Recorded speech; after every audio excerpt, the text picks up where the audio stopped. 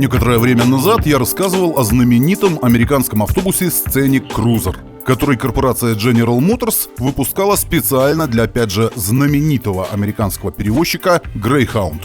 Эти огромные двухпалубные сухопутные крейсеры с блестящими гофрированными боковинами корпуса и внушительным панорамным остеклением, позволявшим пассажирам в полной мере насладиться проплывающими мимо пейзажами, обладали многими преимуществами перед автобусами конкурирующих производителей. Однако Scenic-крузеры имели и достаточно существенные недостатки, из-за которых их производство продолжалось всего 3 года, а тираж составил лишь 1000 экземпляров.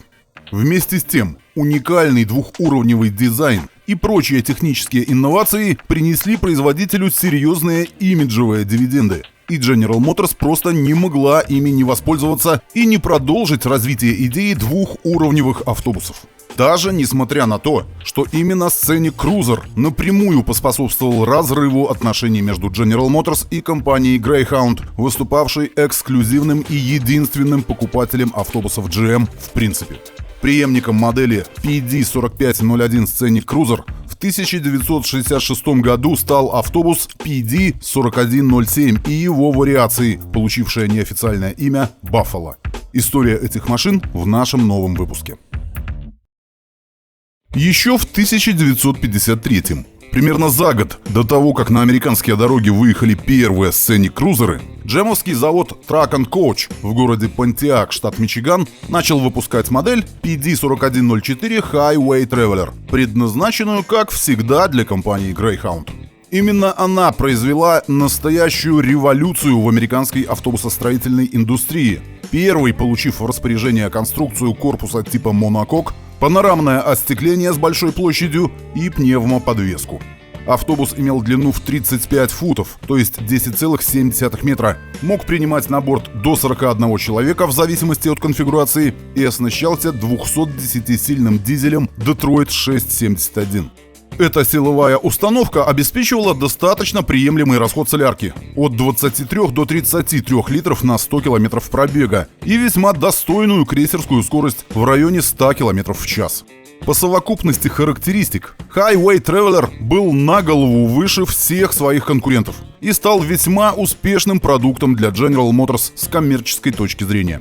В 1961 году PD4104 был обновлен до версии PD4106, получивший в распоряжение новейший, более мощный двигатель Detroit Diesel 8V71, благодаря которому появилась возможность отказаться от дополнительного мотора, питавшего систему подогрева и вентилирования салона.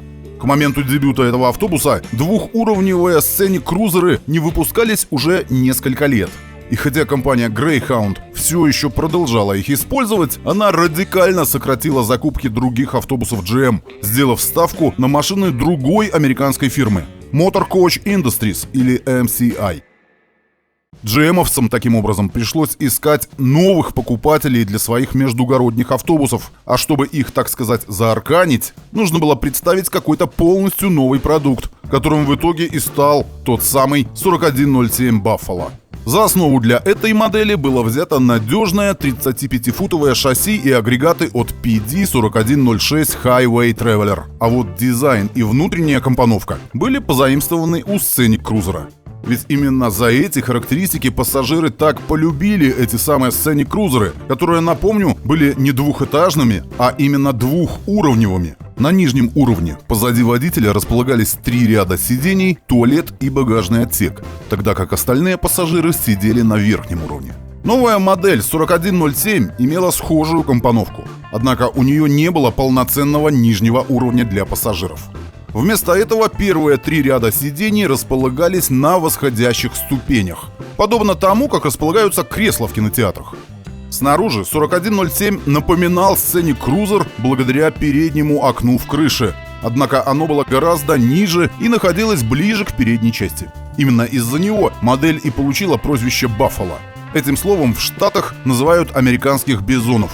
И глядя на этих животных, в общем-то, нетрудно увидеть некоторое сходство между ними и новым джемовским автобусом. Поначалу, кстати говоря, такие автобусы в народе называли гораздо проще – горбатыми. Уже 2 года спустя в линейку Buffalo вошла модель PD4903 длиной в 40 футов или 12,2 метра. Как следует из названия, она могла принять на борт до 49 человек. Одной из важнейших инноваций, внедренных на этой модели, стала 24-вольтная электрическая система, впервые использовавшаяся на автобусах в принципе.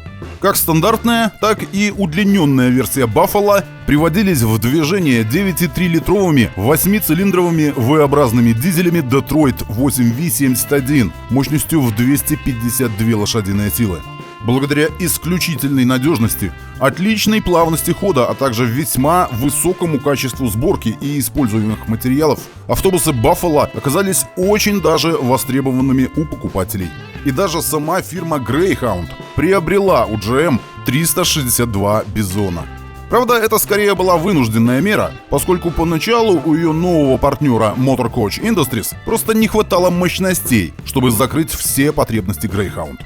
У бизонов первого поколения имелось как минимум 2 недостатка. Во-первых, модели с удлиненной базой частенько скребли пузом по асфальту на не слишком, скажем так, ровных дорогах. Во-вторых, и это куда серьезнее, они оснащались несинхронизированной 4-ступенчатой трансмиссией Spicer, требовавшей использования техники двойного выжима сцепления. Однако даже у опытных водителей не всегда получалось сменить передачу без жуткого скрежета, пугавшего пассажиров. Эта проблема была частично решена лишь в 70-м году с выходом второго поколения автобусов Buffalo, стандартного GM PD4108 и удлиненного PD4905. Они получили синхронизированные коробки Spicer, которые, впрочем, также были достаточно шумными при переключении скоростей. Лишь в 1979 году бизоны получили в распоряжение опциональный 3-скоростной автомат Ellison, значительно облегчивший жизнь водителей. Примечательно, что Buffalo, благодаря интенсивному использованию алюминия в конструкции, был самым легким автобусом США в своей категории, и поэтому удлиненная версия 4905 была единственным 40-футовым автобусом в подавляющем большинстве штатов, которому по закону не требовалась дополнительная задняя ось, хотя теоретически она была доступна к заказу у производителя. На протяжении почти всего жизненного цикла Buffalo его основными покупателями выступали относительно небольшие транспортные компании, количество которых с течением непростых 70-х неуклонно сокращалось. К концу десятилетия, таким образом, покупателей на флагманский джемовский междугородний автобус практически не осталось. Производство Buffalo было полностью прекращено в 1980 году.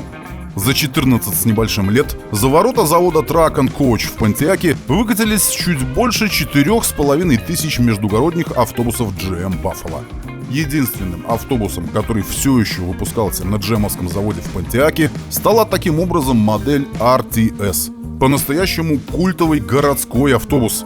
Вот ему-то и будет посвящен следующий выпуск Автотрендов.